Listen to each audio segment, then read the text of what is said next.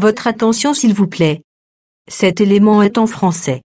Contactez-nous pour savoir s'il est aussi disponible en la langue de votre préférence.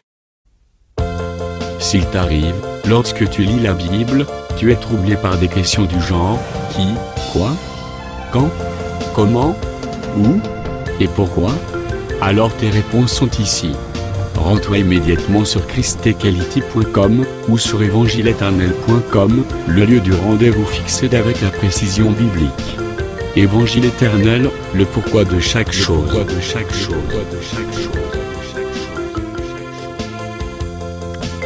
Pour nous encourager à continuer à vous servir, nous ne vous demandons pas grand-chose, sinon de souscrire à l'une de nos YouTube channels qui correspond à votre version linguistique. Souscrivez s'il vous plaît. La rubrique Pasteur et présente aujourd'hui le prophète Jean-Willim Bonzasui, ministre de l'Évangile éternel. Recherchez-vous les enseignements du prophète Jean-Willim Bonzasui? Allez sur christequality.com/jwbanzasui.html. Les enseignements sont disponibles en texte, audio et vidéo.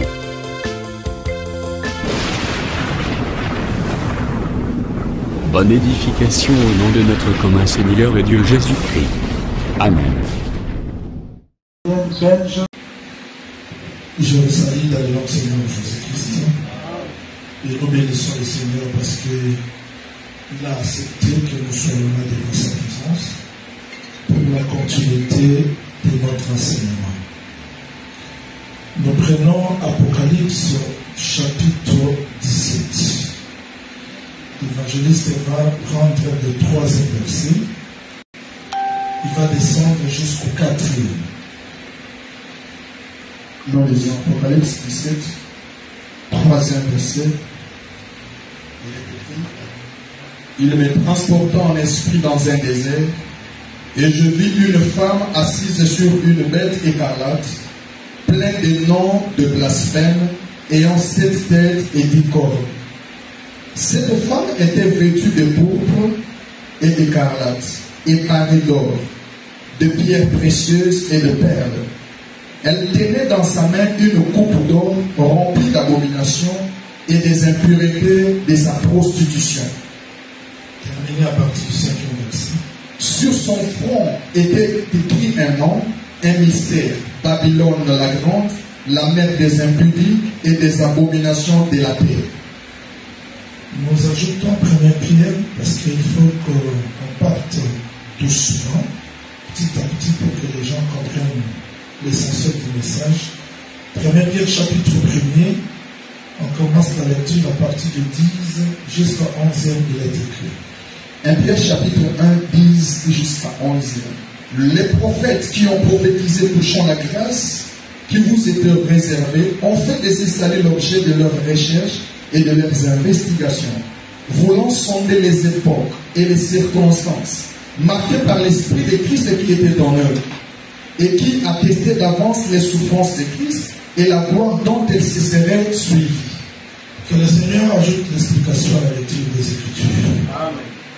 Ok, nous continuons toujours notre enseignement sur Apocalypse chapitre 17. J'avais dit que c'était un enseignement très complexe et très riche, très important. Ça va nous permettre de comprendre même la ligne du temps. La ligne du temps, on aura une idée réelle comment est-ce que le diable travaille. Je dois attirer votre attention parce que nous faisons des titres prophétiques. Les versets que nous venons de lire, comment est-ce que le bien-aimé Pierre s'adresse à l'Église, il a parlé comment est-ce que la prophétie travaille. Les prophètes qui ont prophétisé, touchant la grâce qui vous était réservée, en fait, ce salit l'objet de leurs recherches et des investigations. Voulant sonder l'époque et le temps. J'aimerais que vous reteniez ça très bien. Parce qu'il faut entrer dans l'esprit prophétique. Dans la prophétie, il y a des choses qui se passent aujourd'hui et qui vont continuer l'accomplissement dans le futur. Je vous donne un petit exemple. David, le Seigneur dit ceci au roi David. Il dit, le fils qui sortira de toi me bâtira une maison stable. Et durant son royaume, il n'y aura pas de guerre, ça sera la paix. Salomon arrive dans 1er roi chapitre 5, verset 2 jusqu'au 4e. Il écrit ceci au roi Hiram. Le Seigneur a accompli ce qu'il avait prédit à mon père. Qu'est-ce qu'il avait prédit?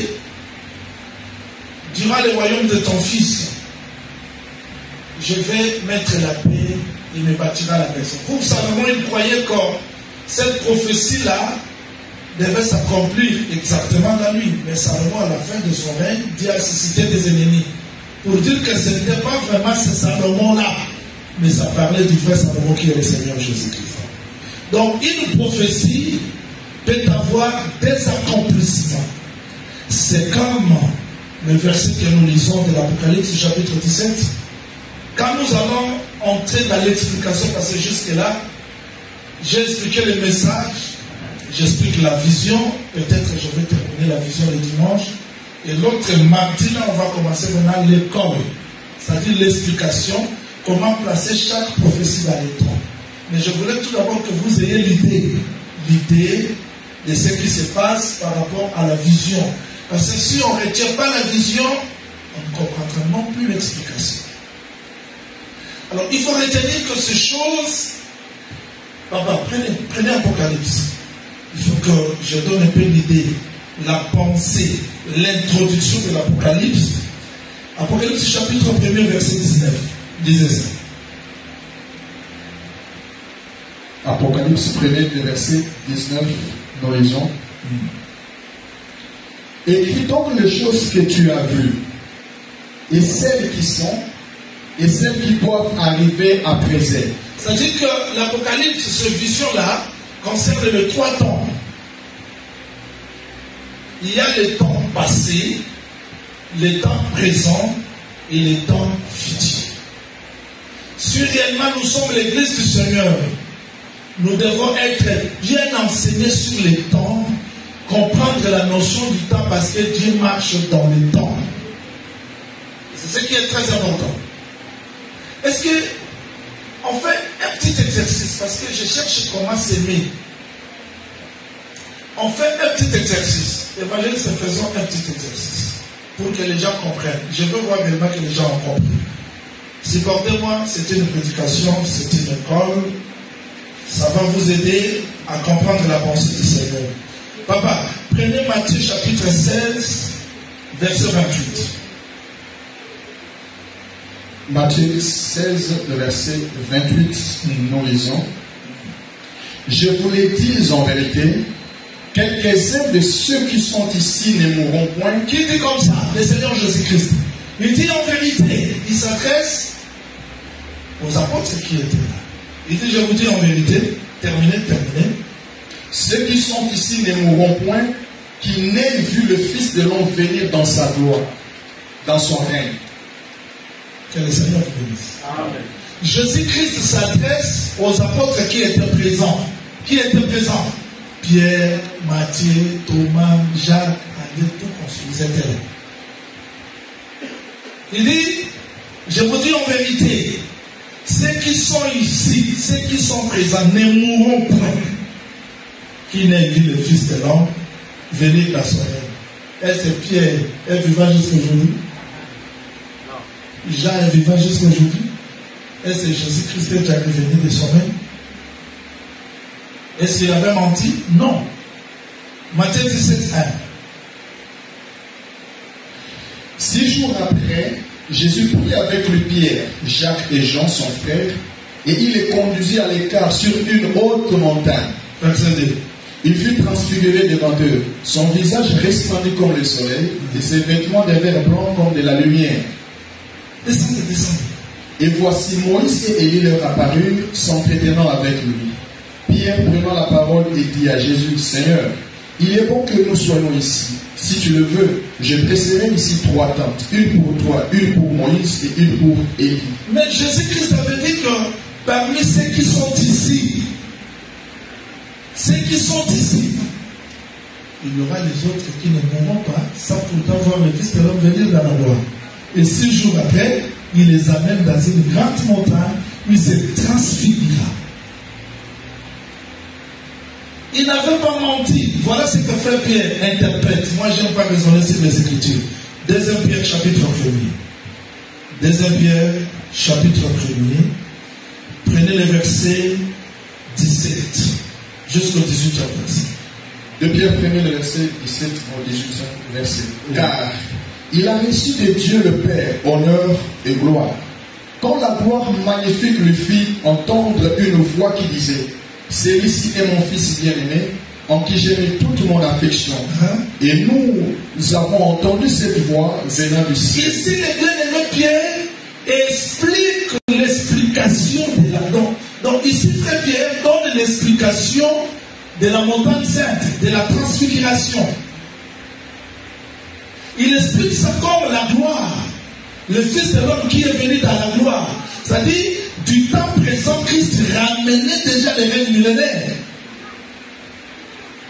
Et cette grande montagne, c'est ce que Daniel avait vu. La grande montagne s'est détachée sans le secours d'aucune main qui a frappé la statue. Et cette pierre-là est devenue la grande montagne. Il interprète, c'est le royaume du Très-Haut qui ne passera pas sous la domination de notre royaume. C'est-à-dire que le Seigneur Jésus-Christ, en disant cela, il n'avait pas trompé, mais la prophétie peut ramener les choses futures comme au présent. J'ai toujours dit, parce que je partageais même ces jours-là avec le frère David, j'ai dit, quand les gens font des débats sans vérifier les Écritures, j'ai entendu beaucoup de gens dire, faire des débats. Frère David même avait posé la question. Sur le 12e apôtre, j'ai dit, est-ce que les 12 apôtres-là, ils étaient les ministres de la parole? Non. Pierre, Matthieu, Jacques, non, ils n'étaient pas, parce que beaucoup de gens font ce débat. 12 apôtres, Pierre, 12e apôtre, Paul, 12e apôtre. Est-ce que les apôtres là, c'était le ministère de la parole? Non. Éphésiens 4 dit que celui qui est monté, c'est le même qui est descendu. Quand est-ce que les pierres sont devenus les ministres de la parole? C'est le jour de la patente. Quand est-ce qu'ils sont devenus les ministres de la parole? C'est le jour de la patente. Mais avant le jour de la patente, ils étaient tous des païens. Ah, vous croyez? Pierre, quand il sera converti, a fermé les autres, c'est qu'il n'était pas encore converti. Mais les 12 apôtres là, c'était un langage, parce que Christ dit, je vous ai choisi 12 apôtres, vous serez assis sur les 12 trônes. Les 12 apôtres de l'agneau, ce n'est pas les 12 apôtres du ministère de la parole. Les 12 apôtres de l'agneau aîné, ça se diffère avec le ministère de la parole. Le ministère, parce que parmi les 12, il y avait aussi des prophètes. L'apostolat, là, c'est la licence d'envoyer par rapport à une dispensation. Mais ça n'a rien à voir avec le ministère de la parole. Parce que le ministère de la parole commence le jour de la Pentecôte. Mais vous allez voir beaucoup de gens faire des débats. Tirage au sort. Mais tirage au sort, ce n'était pas diabolique. Tirage au sort, c'est ce qui a permis à Israël de posséder les Canaan. C'était une dispensation où Dieu travaillait par le tirage au sort. Pour savoir que c'est Jonas qui attira les malheurs, c'était par le tirage au sort. Pour savoir que c'était Akan, c'était par le tirage au sort. Pour que Zacharie entre dans les sacerdoces, c'était par le tirage au sort. Ça n'a rien à voir avec les ministres, parce qu'aujourd'hui le tirage au sort est remplacé par le Saint-Esprit. Mais dans cette dispensation-là, c'était important. Et vous allez voir beaucoup de gens faire des débats. Bon, si tu avais été apôtre, qu'est-ce qu'il a enseigné? Et plutôt que Matthias, s'il était apôtre, qu'est-ce qu'il a enseigné? Moi aussi, je pose la question. Alors maintenant, si Thaddée était aussi ministre, qu'est-ce qu'il a enseigné? Tous les ministres n'étaient pas des ministres vedettes. Dans les jardins d'Éden, il n'y avait pas seulement l'arbre de vie, l'arbre de conseil d'image. Il vient d'image, il y avait plusieurs arbres, mais il y a des arbres vedettes. Vous pouvez être 5, 10, 15, mais Dieu peut lever 1, 2, 3, tout comme ça. C'est ce que les gens ne s'y comptent pas. C'est-à-dire, nous comprenons par là que la prophétie biblique peut marcher dans le temps. Alors suivez-moi, s'il vous plaît. Ici, je fais la différence entre le message, la vision. J'explique aujourd'hui la vision parce que j'ai commencé hier à donner le pourquoi de la vision. Je vous en prie de me suivre parce que si vous retenez la vision, quand on va revenir à l'explication, ça sera facile. Parce que l'explication va faire trop de calculs. Voilà pourquoi je pars petit à petit pour que vous reteniez bien la vision. Qu'est-ce que Jean voit? Apocalypse 17, verset 3. On commence maintenant l'explication. Je vous en prie d'être attentif parce que je donne l'explication des mots à mots. Verset 3. Il me transporta en esprit dans un désert. Attendez, évangéliste. Que le Seigneur vous bénisse. Amen. Je réponds, que le Seigneur vous bénisse. Amen. Jean ne peut pas comprendre le mystère s'il n'est pas transporté en esprit. Et ici, j'insiste, si nous avons des problèmes dans la vie chrétienne, dans les ministères, parce que on prêche plus les choses charnelles, terrestres. On ne peut pas comprendre Dieu tout en restant naturel. Même dans nos vies, dans l'évangile, dans l'église, Dieu nous a donné le Saint-Esprit pour nous permettre d'entrer dans ces dimensions pour les comprendre. Voilà pourquoi c'est la mythe. Chanter sur un bien-aimé invisible, c'était à partir de l'extase.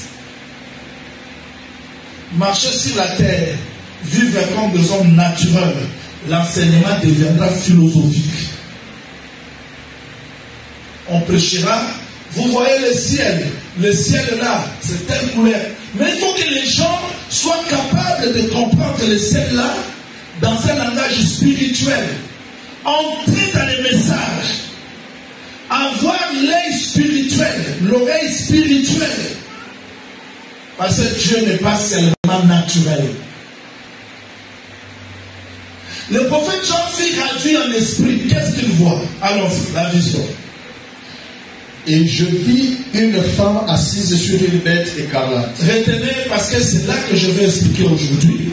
Il y a une femme, je l'explique pour la femme, assise sur une bête écarlate.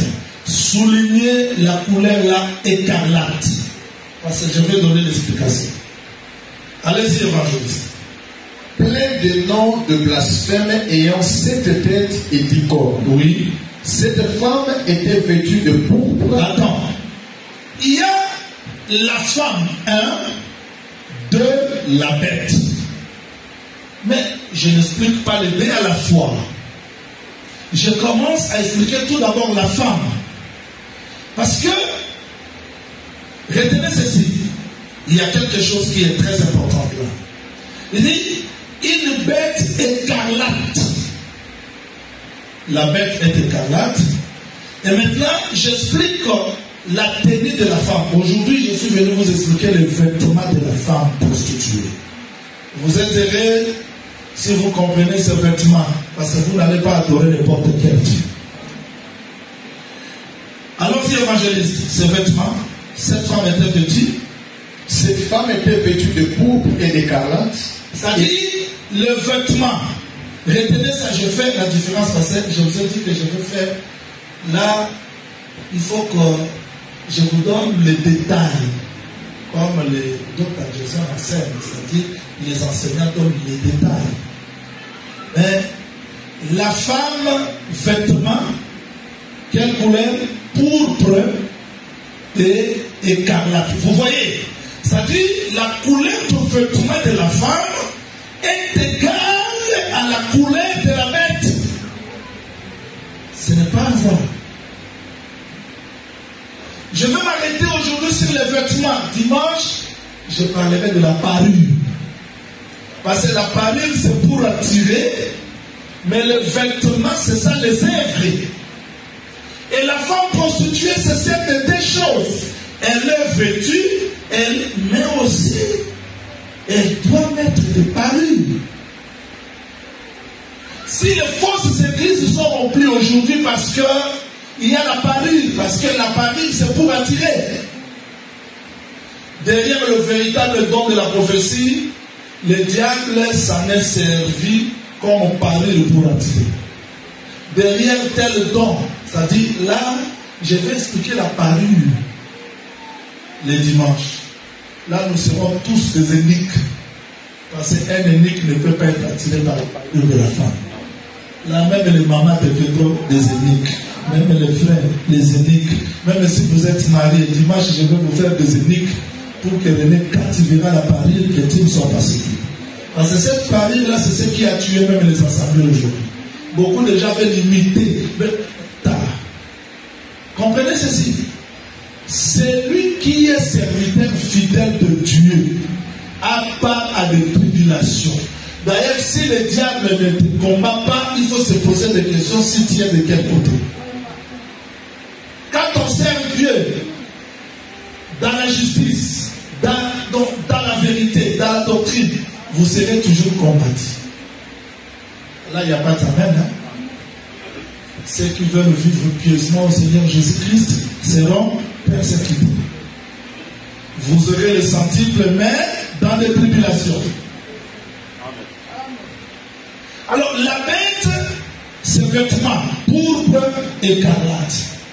Je vais m'arrêter là aujourd'hui parce que je ne touche pas la parure. Parure, il y a parure d'or et de pierres précieuses. Vous allez comprendre pourquoi même nos sœurs ne peuvent pas porter de parure là, parce que derrière les choses naturelles, il y a des explications spirituelles. Que le Seigneur vous bénisse. Amen. Alors, nous avons dit ceci en un mot. Retenez ceci. Soulignez ça pour ceux qui écrivent. La femme, c'est une autre forme de la religion. C'est-à-dire, la femme représente une religion. Religion. Et elle a des femmes, elle a des filles prostituées. C'est-à-dire, cette grande religion a des autres religions qui travaillent comme elle. C'est comme Jézabel, prenons ça parce que c'est un enseignement, il faut que je parte lentement pour que les gens saisissent bien. Papa, prenez Apocalypse chapitre 2, ça ne sera pas difficile, tout le monde va me comprendre. Prenez Apocalypse chapitre 2, verset 23, allons-y. Je ferai mourir de mort ses enfants, et toutes les églises connaîtront que je suis celui qui sonde le rein et le cœur. Ça veut dire que Jézabel a aussi ses filles, telle mère, telle fille. L'enseignement que les filles de Jézabel donnent, elles ont reçu ça de leur mère, la séduction. Alors vous avez la femme, c'est la fausse religion. La religion qui imite la véritable. Vous avez la bête. Je crois que j'avais expliqué ça les mardis. Bête comme puissance politique. Vous allez comprendre comment est-ce que le monde fonctionne aujourd'hui. Il y a la religion qui est au-dessus des pouvoirs politiques. Parce que la bête, l'animal, ce sont des puissances. Donc quand Dieu dans le ciel voit les États-Unis, pour nous, nous disons c'est une grande puissance, mais Dieu voit que c'est une bête, c'est un animal. Quand il voit quoi? L'animal. Alors c'est ça la bête. C'est-à-dire la bête, c'est la puissance politique. Mais la femme religieuse, la femme prostituée, c'est la forme de la religion. Pourquoi elle est prostituée? Parce qu'elle n'est pas soumise à la sémence de son mari. Donc, toute femme qui rejette la sémence de son mari, elle est considérée comme la femme prostituée. Alors maintenant, Dieu considère la religion de ses membres élevés comme prostituée parce que ce n'est pas lui qui domine. Que le Seigneur vous bénisse. Je vous donne un petit exemple avant de commencer l'explication. Papa, prenez seulement un exemple. 1 Timothée chapitre 3, verset 1. Je dois partir par des exemples très simples pour que vous compreniez. 1 Timothée chapitre 3, verset 1. Prenez ça. Cette parole est certaine. Si quelqu'un aspire à la charge de bec, il désire une œuvre excellente. Il faut donc que le bec soit irréprochable. Marié d'une seule femme. Attends. Frère Paul dit que l'évêque doit être marié, non? Hey. Amen. Évêque doit être marié. Amen. C'est une condition. Donc, pourquoi l'évêque doit être marié? Parce qu'on ne peut pas diriger l'église si on est incapable de diriger sa propre maison. C'est-à-dire, un pasteur, un évêque, il doit être modèle à l'église, parce que quand vous allez dans sa maison, la première église, c'est sa maison, c'est profond. Voilà pourquoi un évêque doit être jugé à partir de sa femme et de ses enfants. Quand les gens disent que le ministère ne concerne pas les femmes, c'est faux.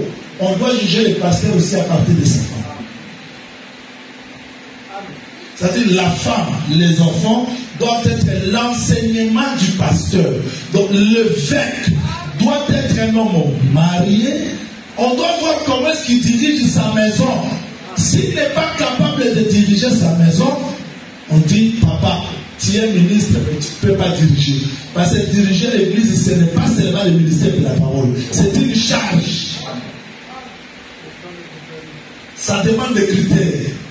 Maintenant, l'évêque doit être marié d'une seule femme, avec des enfants. Et ces enfants-là doivent être honnêtes, c'est-à-dire respecter la doctrine. Mais quand nous regardons le monde aujourd'hui, qui sont les évêques connus? Il y a des évêques célibataires. Vous voyez la prostitution? Je prends des exemples terre à terre, non? Amen. Vous voyez, il y a évêque de Cape Town, évêque de Johannesburg. Mais quand vous prenez la doctrine de celui qui a établi les évêques, l'évêque doit être marié, mais ici l'évêque est célibataire. Voilà la prostitution. C'est-à-dire qu'on a établi des évêques selon le raisonnement, selon les traditions. Mais alors que derrière chaque doctrine, il y a un pourquoi. Quand on dit que l'évêque doit être marié d'une seule femme, parce que frère Paul dit, je vous ai fiancé comme une vierge. Dans l'église du Seigneur, c'est la femme du Christ. Amen. Et Christ comme le vrai évêque, on doit voir sa fidélité dans sa femme qui est l'église. Parce que Jésus-Christ était à la fois apôtre, prophète, pasteur, docteur, évangéliste, évêque. Il est entré dans les temples, il a trouvé que les choses ne marchaient pas, il a mis de l'ordre. Il était aussi diacre, il prend le fouet. Donc, ça veut dire qu'il était tout. Alors, quand on dit que l'évêque doit être marié d'une seule femme, on vient ici, l'évêque, d'ailleurs aujourd'hui il y a des évêques généraux, il y a des évêques de ceci, cela, mais dans la Bible, donc, je vous donne la pensée de la prostitution. La prostitution, c'est quand les gens rejettent la doctrine. Et vous êtes heureux s'il faut garder la parole, parce que ce qui sauve les gens, c'est la parole. Ce n'est pas le raisonnement du monde, c'est la parole. Voilà, je vous ai donné des exemples terre à terre pour que vous compreniez bien qu'est-ce que j'appelle prostitution. Alors, retournons là-bas s'il vous plaît. Nous étudions la femme. On a compris que cette femme, c'est la religion. Une religion qui a l'influence dans le monde entier. Mais comment est-ce que cette femme est vêtue de pourpre? Je vous donne l'explication de chaque couleur et après cela, je vais vous enseigner. Prenons l'évangéliste Jean chapitre 19, verset 2. Pour ceux qui écrivent pourpre, je suis là. J'explique la pourpre. Jean 19, verset 2. Alors, les soldats dressèrent une couronne d'épines. Là, suivez bien le texte. Oui. Qu'ils posèrent sur sa tête. Oui. Et ils le revêtirent d'un manteau de pourpre, puis s'approcha de lui. Qu'est-ce qu'ils ont fait? Il disait, salut roi des Juifs. Donc, il est appelé roi des Juifs parce qu'on l'a mis de pourpre. Que le Seigneur vous bénisse. Vous savez que Jésus-Christ est roi, non? Oh, il est né roi. Mais avant d'aller mourir, les soldats ont pris tout d'abord la couronne. Ils placent sur Jésus. Ils prennent quelle sorte de vêtements? De pourpre. Ils ont mis sur Jésus. Et là, ils se prosternaient. Salut, roi de Juifs. Ils adoraient ça, les avoir. Parce que Hérode aussi voulait adorer Jésus, mais dans l'ignorance. Je ne veux pas raisonner. Je vais vous donner des textes clairs, noir sur blanc, pour comprendre pourpre signifie quoi. Et quand Jésus est vêtu de pourpre, ils ont dit salut roi de Juifs. Parce que pourpre, c'est la couleur royale. C'est la couleur royale. C'est-à-dire que quand on a mis Jésus, il y a la pourpre là-bas, mais l'évangéliste, vous savez, il est sorti chez Hérode avec pourpre, mais il meurt à la croix nu. C'est-à-dire qu'il ne pouvait pas mourir avec la pourpre. On devait laisser la pourpre comme David avant d'aller combattre. Saül a mis le vêtement royal sur lui, mais il ne peut pas aller combattre comme roi. Il a ôté ça parce que s'il combat comme roi, il ne va pas sauver. Et j'aime le mouvement de David. Quand il est descendu, il ramasse des pierres parce que pour lui, c'est qu'Israël craignait comme un géant, lui le voyait comme un chien. Il ramasse des pierres. Goliath dit comment? Tu me trouves comme un chien? Oui, parce que tu es un chien. Celui qui a la foi, rien de ce monde ne le fera pas. Même si les choses deviennent difficiles, parce qu'il a une autre façon de voir. Quand David, d'ailleurs, je crois vous avoir expliqué ça ici, parce que David a tué Goliath dans 2 temps.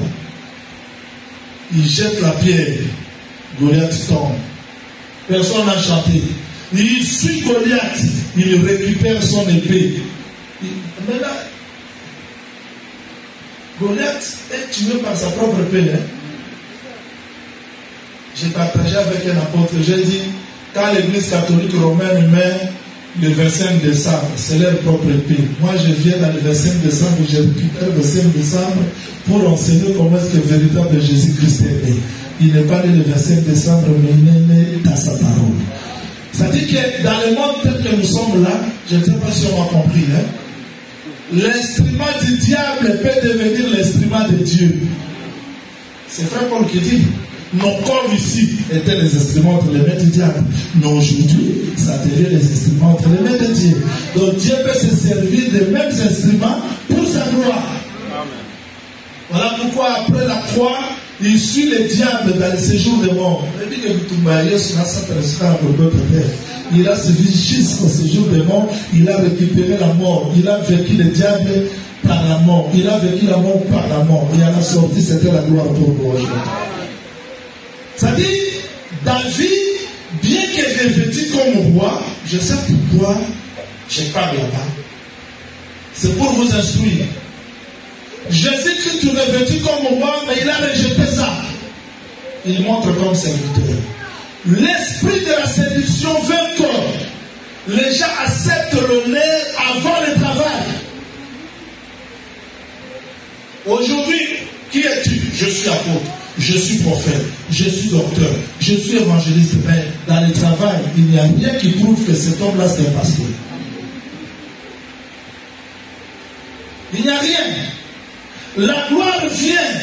On doit mériter la gloire. On doit mériter l'honneur. Parce que Frère Paul dit, les anciens qui enseignent, ils méritent double honneur. Double honneur, c'est pas parce que je suis ministre, attention. Un ministre impudique, tu ne mérites pas l'honneur. Parce que quand on dit que papa, tu as fait ça, attention, je suis ministre. Mais toi, tu es ministre impudique. Tu ne mérites pas l'honneur. Ne touchez pas les points. On va te toucher parce qu'il y a plus la grâce là-bas. Je ne vous dis pas de manquer les hommes de Dieu, mais je dis, si quelqu'un ne mérite pas l'honneur, on doit l'aider. Que le Seigneur vous bénisse. Que le Seigneur vous bénisse. Ça dit, il y a ici pourpre. Mais regardez, je vais vous donner le pourquoi. Jésus-Christ revêtu de pourpre, mais il meurt à la croix, simple homme. Mais quand Jean le voit venir dans les cieux, il vient dans toute sa gloire. Ça dit qu'il n'a pas cherché la pourpre avant, mais pourpre l'attendait. C'est ce que j'enseignerai aujourd'hui. On ne cherche pas la gloire. Parce que ici, Elle est déjà vêtue de pourpre, sans même travailler. Sans même travailler. Moi, je crois à ce que Betsatar avait dit. Là, je vais monter un peu quelques débuts. Betsatar était là, dans le festin, tout le royaume réuni, mais une main est sortie, et la main écrivait sur le miracle, devant les chandeliers. J'aime ça. Donc les chandeliers permettaient aux gens de voir l'écriture. Vous avez déjà dit ça? La main écrivait sur la muraille, mais devant les chandeliers. Donc les chandeliers qui étaient là permettaient aux gens qui étaient dans la salle de voir la main qui écrivait. Or, quand ils ont vu l'écriture, personne ne pouvait interpréter. Parce que le parler à langue, Dieu parle la langue s'il veut changer les choses. À Golgotha, quand il a parlé en langue, c'était pour mettre fin au premier royaume de la loi et nous faire entrer dans la grâce. Quand il parle en langue, attention. Et Saül ne comprenait pas parce que Dieu parlait en langue. Alors, le roi se lève et dit, mais quelle est cette main qui écrit? Il a appelé les gens. Qu'est-ce qu'il dit? Daniel chapitre 5. Vérifions ça. Daniel chapitre 5, verset 7. Vérifions ça. Daniel chapitre 5, verset 7. Nous lisons. Le roi cria avec force qu'on fit venir les astrologues, les chaldéens et les devins.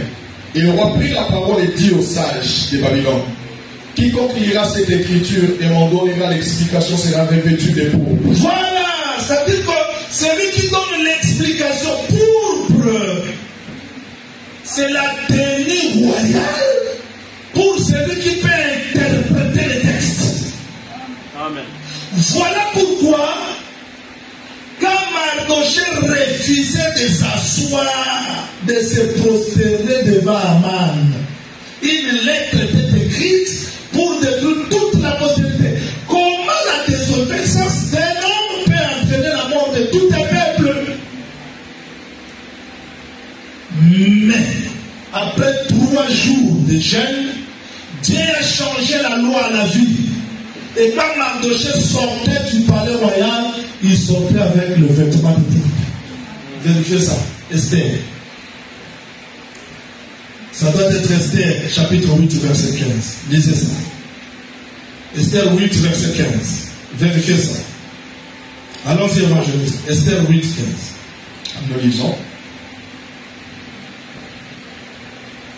Mardoché sortit de chez le roi avec un vêtement royal bleu et blanc, une grande couronne d'or et un manteau de byssus et de pourpre. Voilà. Moi, je crois que s'il y a eu un Mardoché, c'est qu'aujourd'hui aussi il y a un vrai Mardoché. Qui est venu, le diable a dit prosterne devant moi, il a refusé. Il est entré aujourd'hui dans la gloire. Nous l'attendons venir avec le vêtement de pourpre. Parce que c'est lui le seul qui est capable de donner l'explication. Et c'est tout le monde a compris pourpre. Donc pourpre, c'est le vêtement royal. Écarlate. Je dis que je donne le pourquoi de chaque mouvement. Après ça, je vais vous enseigner. Écarlate. Parce que le vêtement de la femme n'est pas seulement pourpre, c'est aussi écarlate. Papa, prenez Matthieu, chapitre 27, verset 28. Allons-y rapidement. Comme ça, je vais expliquer. Matthieu, chapitre 27, verset 28. Allons-y. Ils lui ôtèrent ses vêtements et les couvrirent. Attends. Quand Jésus-Christ entre là-bas, on a ôté quoi? Ses vêtements et le couvrirent d'un manteau écarlate. Voilà. Donc Jésus-Christ, avant d'aller mourir à la croix, il était vêtu de pourpre. Il était vêtu de l'écarlate. L'écarlate, c'est par rapport au sacrifice. Ça dit que Jésus-Christ était à la fois roi, sacrificateur. Pourpre, c'est pour la royauté. Écarlate, c'est pour les sacrifices. Ça dit que, mais pourquoi cette femme prend les mêmes vêtements de Jésus? foi, Jésus. Un seul sacrificateur, Jésus. Tu n'as voulu ni sacrifice ni holocauste, tu m'as formé un corps. Ça dit que le véritable sacrificateur, c'est Jésus-Christ. Le véritable roi, c'est Jésus-Christ. Mais pourquoi ces vêtements de pourpre et d'écarlate? Matthieu chapitre 24. Vous me supportez, hein, c'est un enseignement. Vous me supportez? Amen. Et vous supportez. Amen.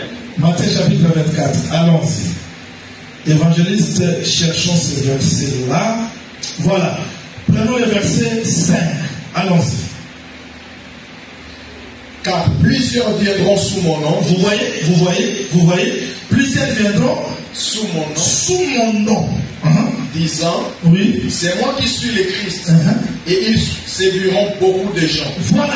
C'est-à-dire que si la femme est vêtue de poudre d'écarlate, c'est-à-dire elle a pris seulement les œuvres de Jésus, mais en réalité c'est le diable. Apocalypse chapitre 13, verset 11. Je termine l'explication. Et maintenant je vais enseigner. Allons-y. Puis j'ai vu monter de la terre une autre bête qui avait deux cornes semblables à celles d'un agneau. Semblable à celle d'un agneau. Et qui parlait comme un dragon. Notre problème, ce n'est pas l'apparence. Notre problème, ce n'est pas l'apparence. Parce que ce qui a tué les gens aujourd'hui, je vais vous parler. J'ai été beaucoup formé par les prêtres. Ils m'ont donné beaucoup de coups. Ce sont des hommes disciplinés et ils savent comment parler. Je vais vous expliquer de bons français. Mais quand vous entrez à l'intérieur, c'est des dragons. Ce qui a tué le monde aujourd'hui, c'est cette apparence-là. Mais au fond, il n'y a rien. Les diables portent le nom de Jésus, mais au fond, c'est les dragons. Ce qui a permis au prophète Jean d'identifier la bête, ce n'était pas la forme, mais quand il a commencé à parler, la séduction est tellement grande. On est apôtre, oui, prophète, oui, pasteur, oui, docteur, oui, évangéliste, oui. On est l'église du Seigneur, oui. Mais entrer à l'intérieur, je me suis toujours posé des questions. Comment Dieu peut envoyer un païen prêcher les gens? Comment tu n'es pas encore sauvé? Alors que frère Paul dit ceci à Timothée, tu as suivi de près mon enseignement, ma constance, mes résolutions. C'est-à-dire, la vie d'un pasteur, c'est aussi un enseignement.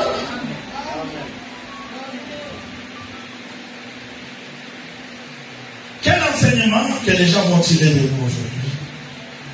Quel enseignement? Parce que je suis pasteur. Si je suis avec Dr. Johnson, évangéliste dans lui, quel enseignement qu'ils vont tirer de moi? Si je suis égoïste, si je suis cupide, si je suis ivrogne, si je suis impudique, il y a des églises comme ça. J'ai posé la question. Papa, toi, tu prêches bien. Comment tu es impudique comme ça? Il dit, ce n'est pas mon problème. Le pasteur qui m'a enseigné. C'est une responsabilité parce que l'apparence ne suffit pas.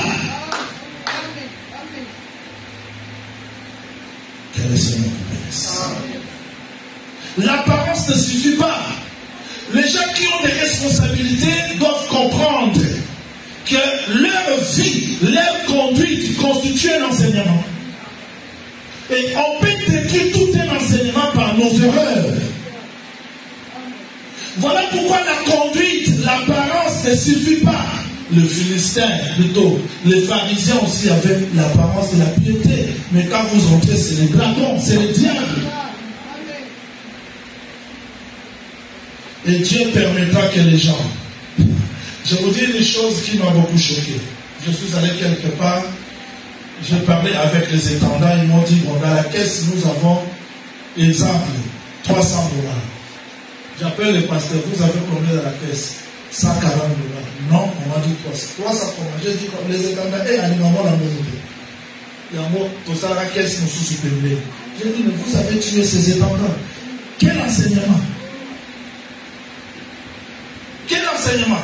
Ils ont dit, papa, nous sommes au Kenda, tu as évité le groupe, nous sommes dans la terre, nous ne pouvons pas. Il y a atteint un bon groupe de les projets. Alors que Dieu nous met aussi à l'épreuve. Je vais être là, mon Dieu, ça va mon salle. Dieu m'a mis en épreuve pour voir si réellement j'ai le fardeau de l'œuvre, si je sers Dieu pour l'argent ou pas. Et j'ai toujours dit que celui qui sert Dieu pour l'argent n'en aura pas. Mais l'argent va nous suivre. Parce qu'un Dieu fidèle. Je vais travailler ici à Pérou, mais Dieu me paye en Belgique. Je vais travailler ici, Dieu me paye au Congo. Je vais travailler au Congo, mais je ne prêche pas pour avoir 46, mais je prêche parce que c'est une charge, c'est un fardeau. Je vais continuer. Amen. Ça dit, en réalité, le diable c'est un imitateur. La forme est bonne, mais le fond, c'est un imitateur. C'est les dragons. Voilà pourquoi moi je refuse. Beaucoup de gens me disent, mon sapeur-gens me connaissent que toi, tu parles mal aujourd'hui des assemblées de chefs. Je ne parle pas mal des assemblées de chefs. Même au temps de Paul, l'église de Corinthe avait des impudiques. Il y avait des troubles. Alors, comme ministre, on ne doit pas dire que c'est Corinthe, c'est l'assemblée de son doit laisser comme ça. Non, il dit, j'ai reçu les messages par les gens de Chloé. Que quand vous vous réunissez, ce n'est pas pour devenir saint, mais pour devenir impie. Vous n'allez pas cajoler les gens pour dire que nous sommes saints. Non, la chair c'est la perfection. Samuel avait la grâce de Dieu, mais il s'est trompé aussi quelque part. Tout le monde peut se tromper. Si la doctrine n'est pas au-dessus des gens, on peut se tromper. Qui que vous soyez, Jean-Willy, Jason, tout le monde. La chair ici c'est la perfection, c'est la corruption. Il faut que la parole soit élevée au-dessus de tout le monde. Je peux commencer maintenant l'enseignement. J'ai expliqué. Je peux maintenant enseigner. Amen. Évangéliste, quelque chose se dit là-bas. On dit, j'ai vu une femme assise sur une bête écarlate, mais cette femme était vêtue de pourpre et d'écarlate. Quel mariage entre la couleur de vêtements des femmes et la couleur de la bête? Ça dit, telle est la couleur de la femme, de la bête plutôt, telle est la couleur du vêtement. Ça dit, je parle de ça d'une manière terre à terre. On comprend le travail de la femme à partir de la bête. Parce que telle est la bête, telle est la femme. Deux puissances, mais avec une même mission. Un seul objectif. Écrivez ça rapidement. Apocalypse, chapitre 6, verset 1 jusqu'au deuxième verset. Quand l'agneau ouvrit les premiers seaux, j'entendis la voix du premier être vivant qui me disait, comme la voix du tonnerre, viens. Je vis un cheval blanc. Celui qui est monté avait un arc. Une couronne lui fit donner. Il est parti de vainqueur. Eh, fils de Wani, il dit que c'est maintenant. N'a expliqué que verset la terre dans le pays. N'a expliqué caca. C'est quoi de la terre. Alors, le prophète voit un cheval blanc, celui qui est monté avait un arc. Une couronne lui fut donnée, il partit de vainqueur pour vainqueur. Pour vaincre plutôt. Remarquez, la couleur blanche s'explique par celui qui est assis au-dessus. On ne va pas comprendre. Soit une couleur na bandeli. Tozana nyama, tozana mutomati likuluna. Tozana mutu, tozana nyama. Nyama, eza musala, mutu, eza musala. Ce que j'ai fait là-bas, j'ai expliqué les couleurs. Je vais maintenant enseigner, non? Je vais maintenant enseigner. C'est-à-dire, vous avez le vêtement, et plutôt l'animal, et vous avez l'homme qui est assis sur l'animal. Maintenant, on ne peut pas séparer celui qui conduit l'animal et l'animal. Parce que l'animal, c'est le ministère, c'est le service. Mais celui qui est assis au-dessus, c'est le serviteur. On ne m'a pas compris. Je recommence. Jason, c'est un serviteur. Le doctorat qu'il a, c'est un service. Robert, c'est un serviteur. L'évangélisation qu'il a, c'est un service. Dali, c'est un serviteur. l'évangile. C'est-à-dire, on reconnaît le serviteur par son service. Et le service explique le serviteur. On n'a pas toujours compris. C'est-à-dire, pour reconnaître le travail de quelqu'un, c'est-à-dire, ce que l'homme fait explique qui il est. Donc, la couleur du vêtement correspond à la couleur de la bête parce que c'est la même chose. Il y a le mariage. Je ne peux pas croire, comme beaucoup de gens disent, c'est moi qui ai péché, ce n'est pas le ministère qui a péché. Par toi, le ministère peut devenir le sujet de blâme.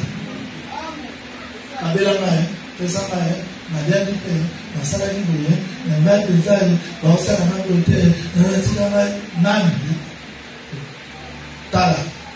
Si nous avons mis pasteur, nous avons engagé les ensembles églises. Pour l'autre, nous avons battu ça. Nous avons été à mon amour avec ma bonne si ça passe en européen. Pour l'autre, il y a un bout de bête. Pour l'autre, il y a un bout de bête. Dieu permet de telles choses pour que nous soyons capables de compter sur lui.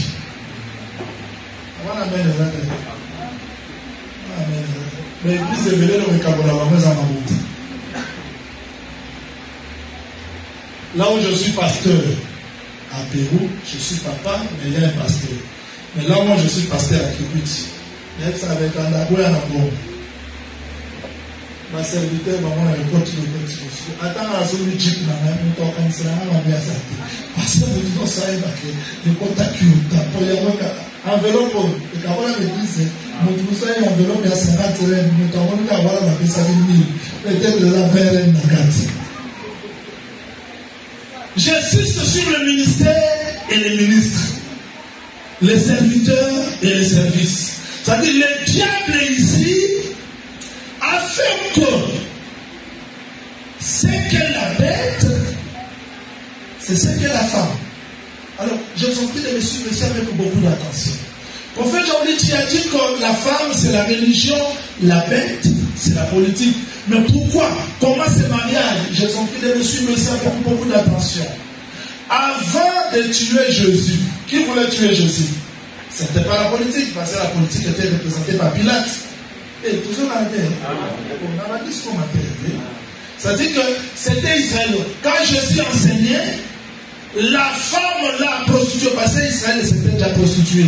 Israël ne pouvait pas accepter l'enseignement de Jésus. Il faut pas mon qui est. Azopé Tapobal na Bango, Moïse a dit son rival Bazobunda. Moi, si à Oyo, à Moni qui va mettre en bas la haine à Pélissa. Pour moi, si à mon corps, on va mettre en Pélissa, on va mettre au Koumissa. Bétaïe, et l'homme à Moubali, et ça a laissé à moi. Moi, soyez au Kabolisa, moi, sans mon aide, Moubali, moi, c'est Israël qui voulait soutenir, parce que comment il enseigne comme ça?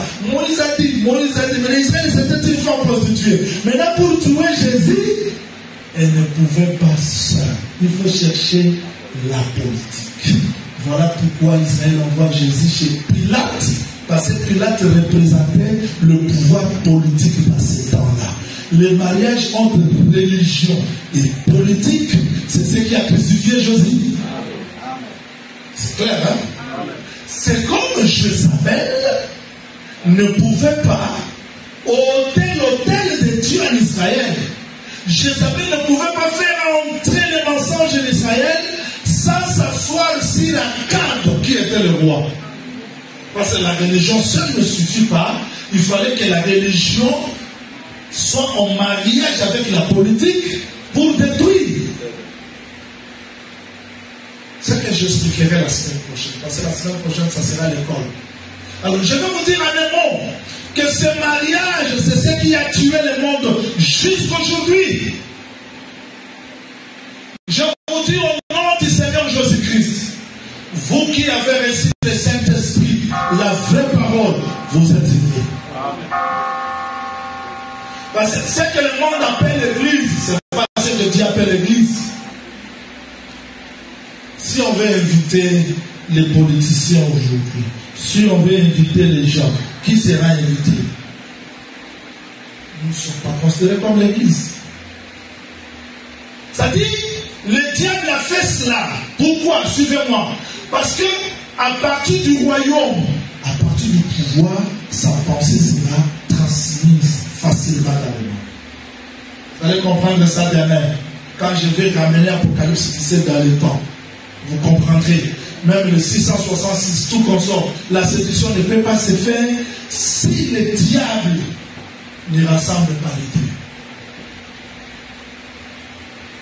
Raison pour laquelle aujourd'hui, quand vous voyez les pasteurs faire des mariages, parce que peut-être sur l'Afrique d'ici, je ne sais pas, mais chez nous au Congo, il y a des associations là. Quand on nous invite, nous disons nous sommes loin de ces choses-là parce que la politique de ce monde, ça n'a rien à voir avec Dieu. Nous ne sommes pas contre les politiciens, nous prêchons, nous prions pour eux. Mais attention, il y a une femme qui est assise sur la bête pour faire une autre forme d'adoration. Quelle puissance, quelle séduction. Nous avons vu, bon, quitte écuménique. Le prêtre vient avec Marie, je vous salue. Les pasteurs protestants viennent, Seigneur Jésus.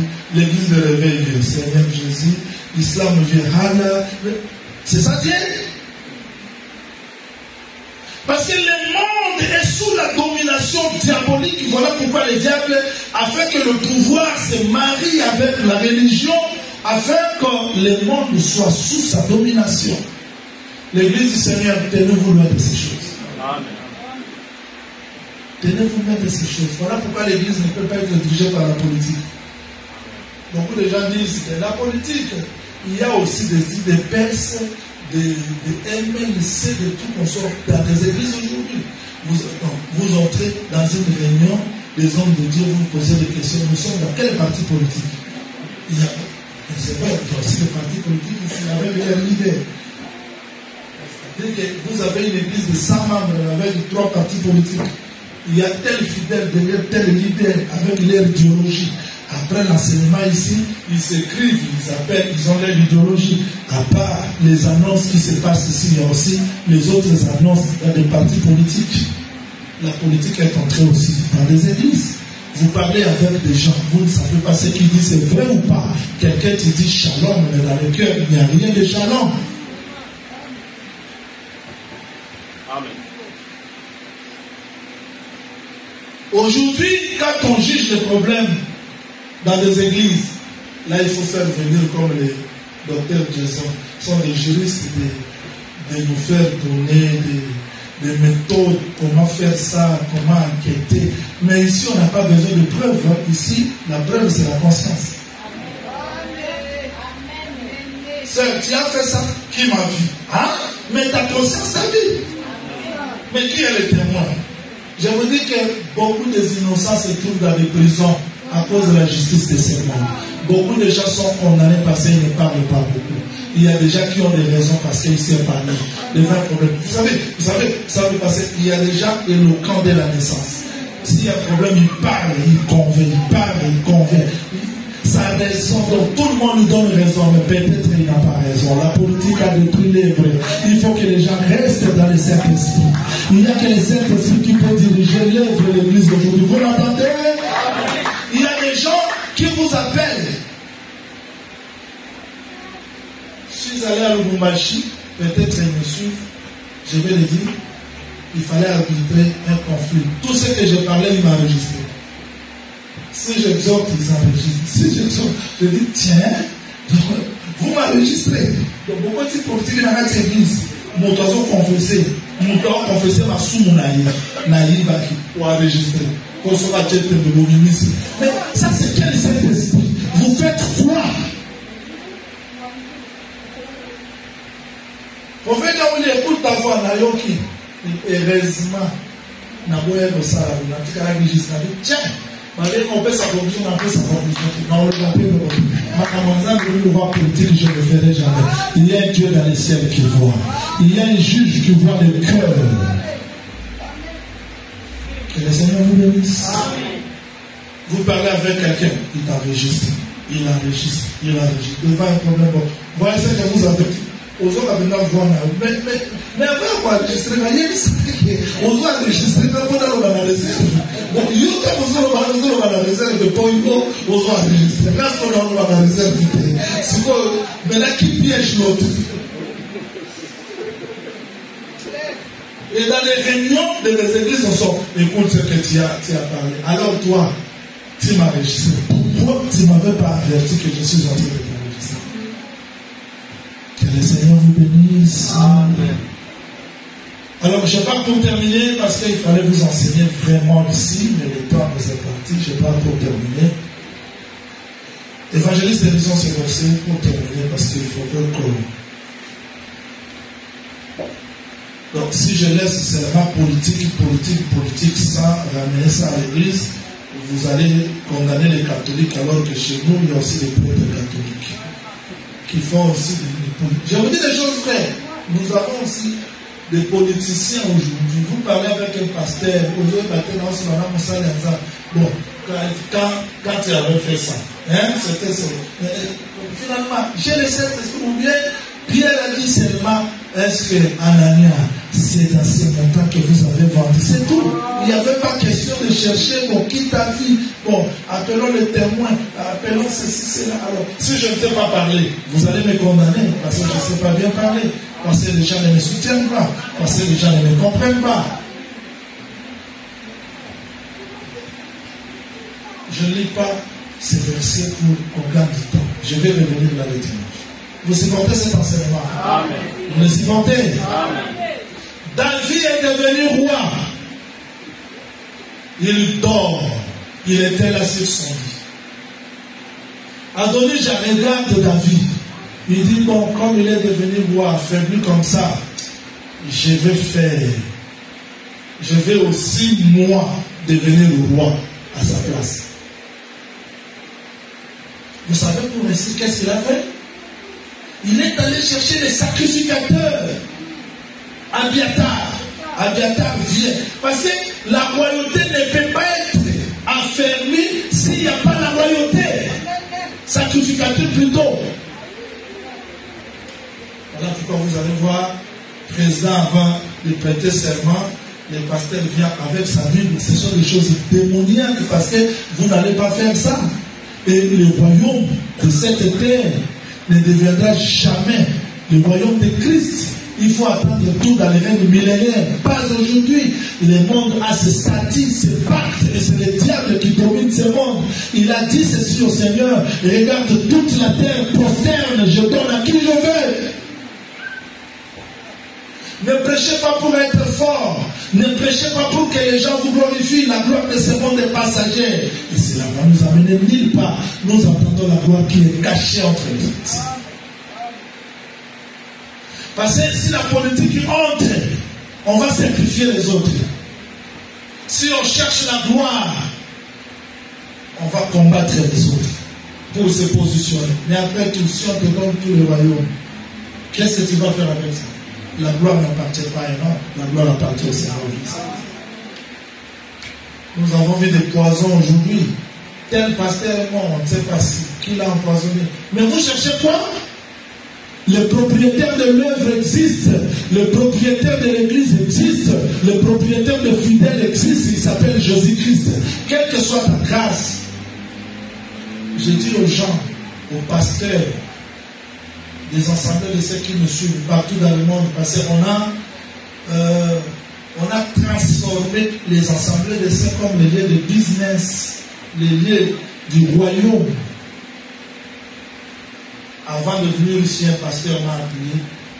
Bon, quand on faisait le programme pour que l'autre là vienne, le pasteur est allé prendre sa femme là, pour combattre que l'autre ne vienne pas. Qu'est-ce qu'on cherche? La gloire. Pour que l'autre ne soit pas là. Parce que tous ont abandonné ce côté sur ça à la monnaie.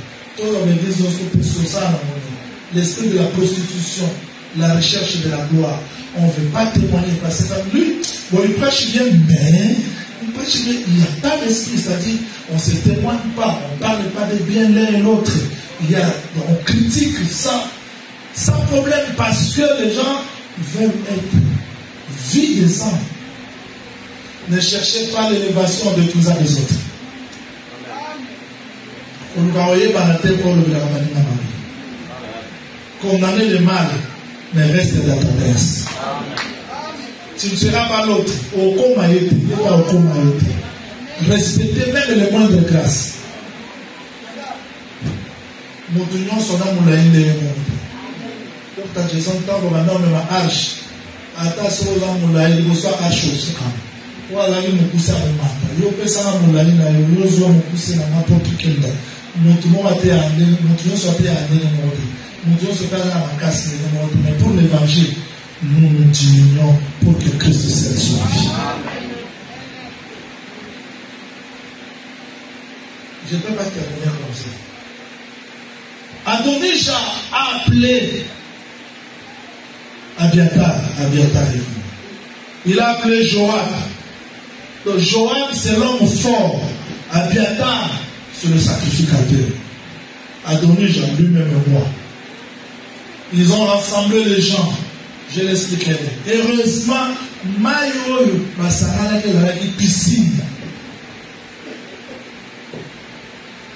Rassemblés, ils ont commencé à festoyer. Oh, j'aime ça. Donc ici, je n'ai pas enseigné le festival d'Adonijah ici.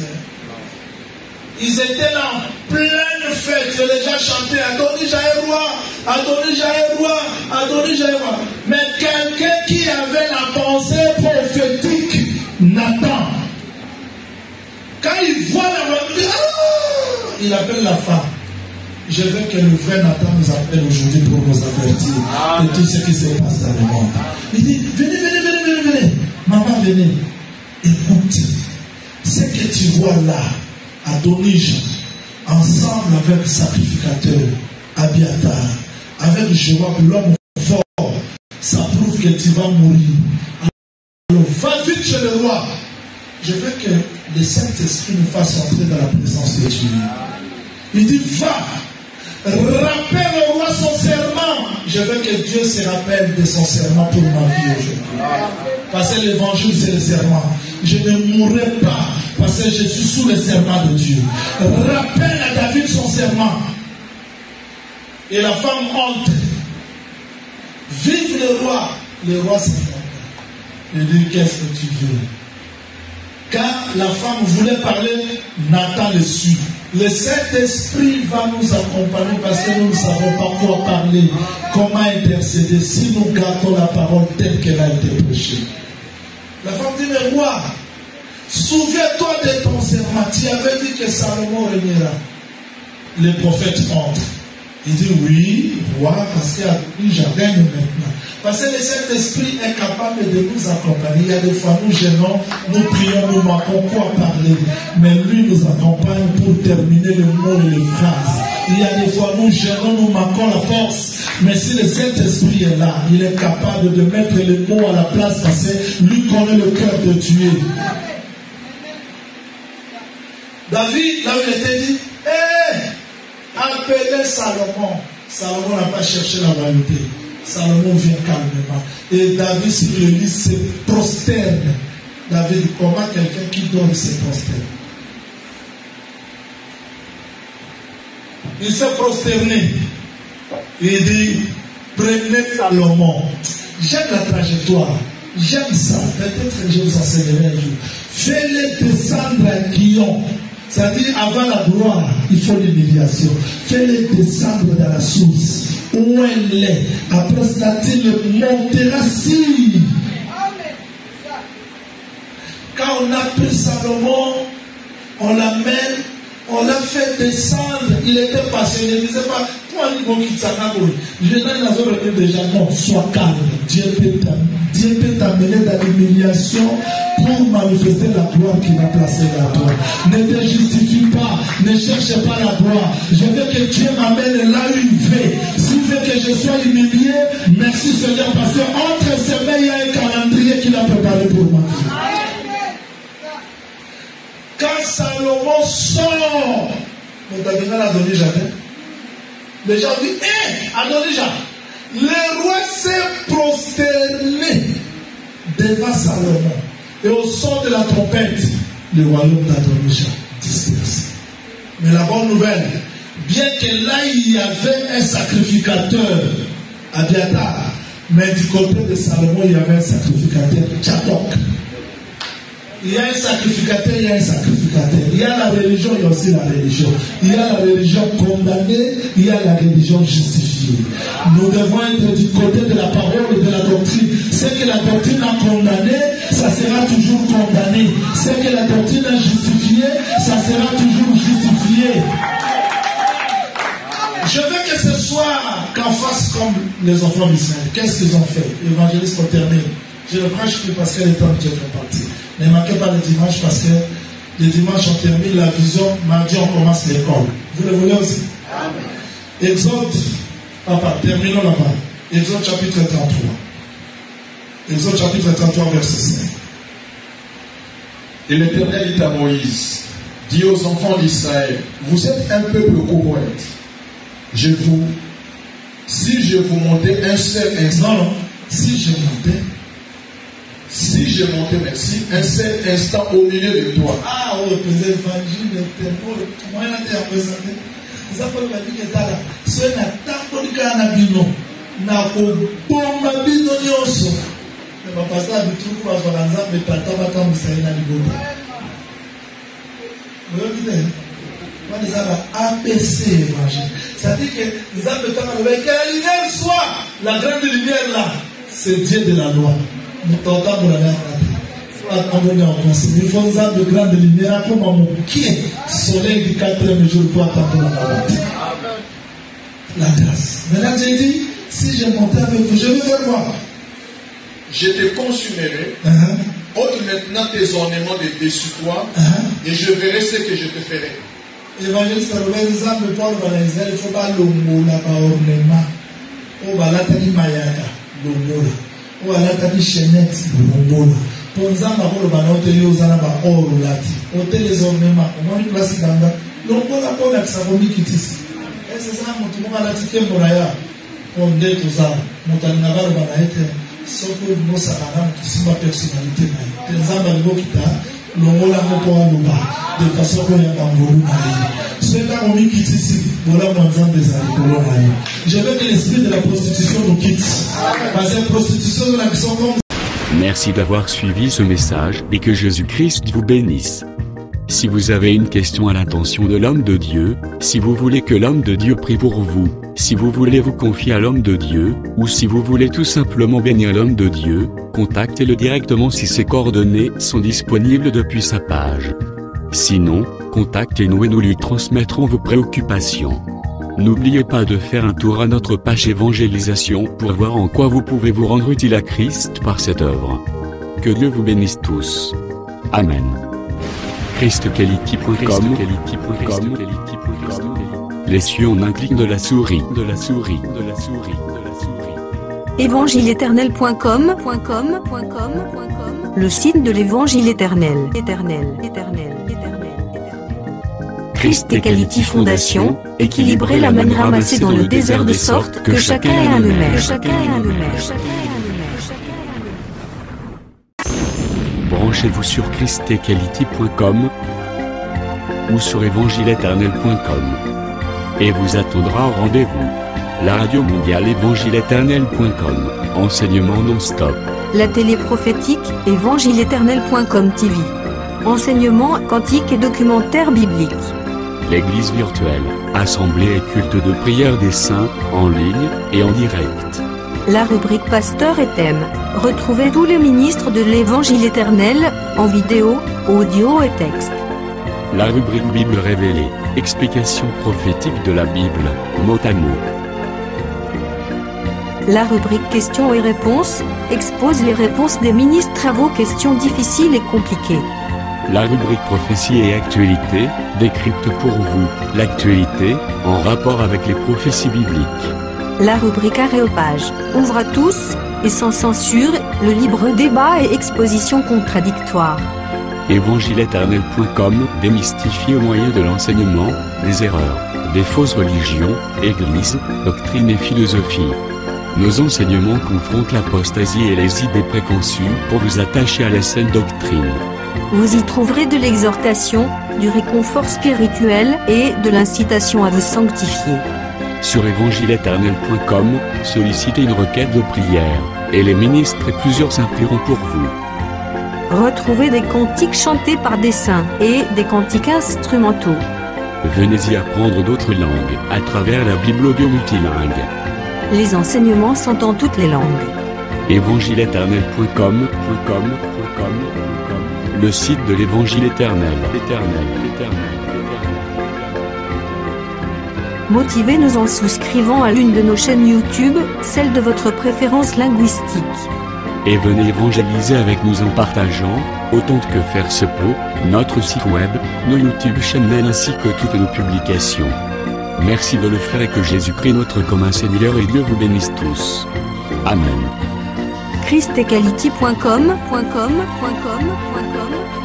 Les cieux sont à la portée de votre main, juste par un simple clic de la souris.